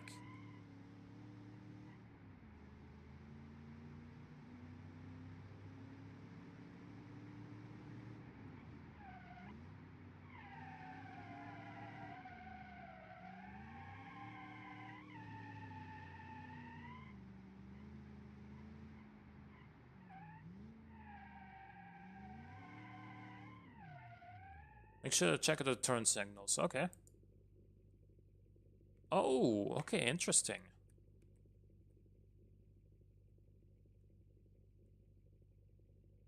It's got none on this. Okay, it has some there. Okay. Yeah, I do like the indicators on the back, especially. Like it's presumably it's gonna be the same on the other side, right? Yep. Cool. This drives actually pretty well. I'm surprised. Like, as I said in automation, at first glance, this car seems like sort of like a joke, but it isn't. It's actually a functional van. It drives. It drives well. Sure, it's slow and it has some understeer, but you can neutralize it and get this thing to drift as well. Why does it have four side mirrors? For looks, yeah. Actually, it only has three.